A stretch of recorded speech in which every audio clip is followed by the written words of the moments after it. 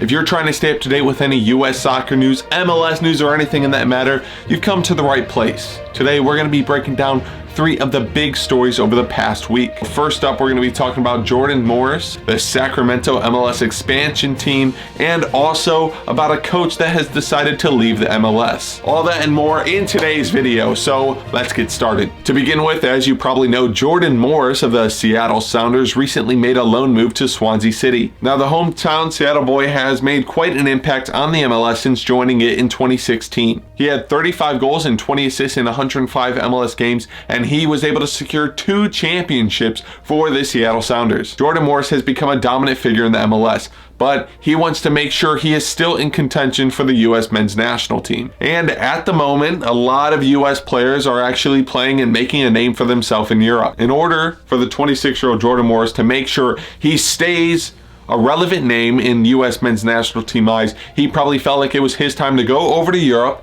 and test it out with the big boys. Currently, there are so many U.S. men's national team players playing over in Europe at some of the biggest teams in the world, so it probably makes sense for Jordan to leave MLS for a little and try to survive in Europe. He joined Swansea City, who are battling for promotion for the second half of their season. The plan was to hopefully get Swansea City promoted to the Premier League, and then at least Jordan Morris would be playing in the top league in England. And along with that, playing in the championship would give European teams and English teams more of a insight onto what Jordan Morris can bring to the table. Therefore, even if Swansea didn't get promoted, English teams could have seen Jordan Morris and maybe looked at him as an asset for their team. Jordan made 5 appearances for Swansea City before their recent game, where he fell down with a severe injury. Morris was stretchered off the field, and it was a concern about his left leg.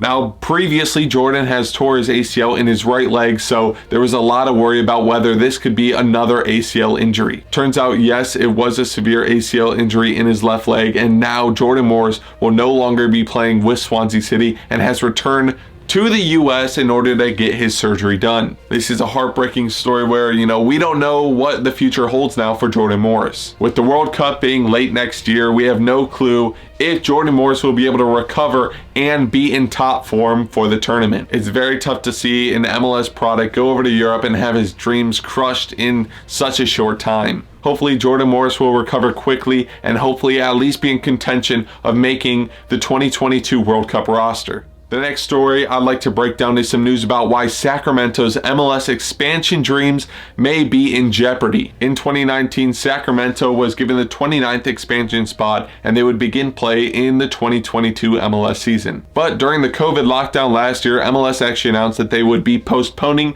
the inaugural seasons for all the expansion teams except Austin FC. After that announcement, Sacramento was expected to begin play in 2023. Sacramento had a great financial plan, an awesome stadium plan, and also already had a huge community of soccer lovers who were supporting the USL side, Sacramento Republic. But all that kind of crumbled down last week as Ron Burkle, a key investor in the team, decided that he would no longer be in the acquisition of the MLS expansion team. Burkle claimed that due to COVID-19 losses, he could no longer back the team anymore. As for now, MLS says they are currently working with Sacramento Mayor Darryl Steinberg in order to decide the next steps for this team. If no plan is decided and no suitors come available, then there is a good chance that Sacramento will lose its expansion spot. Possible cities that will be looking at this in order to get their team in the MLS include, but are not limited to, Phoenix, San Antonio, Raleigh, North Carolina,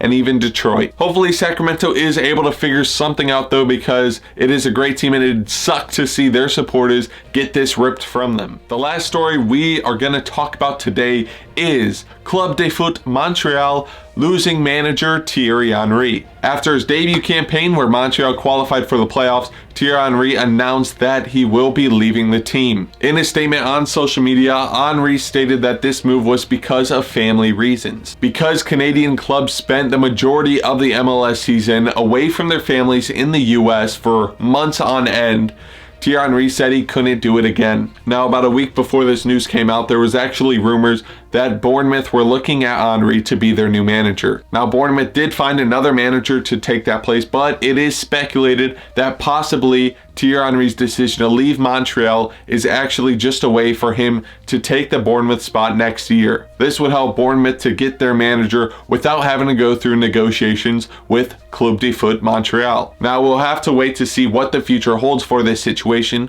but what we do know is that Montreal will be on the lookout for a new head coach. Hopefully, Henry is able to recover from the tough 2020 season, and I'm excited to see what he does in his future. That's all the stories we're going to break down today, but if I missed any big news, feel free to leave it in the comments below. I hope this helped you learn a little bit more about what's going on in the US soccer world, and I'll see you next time.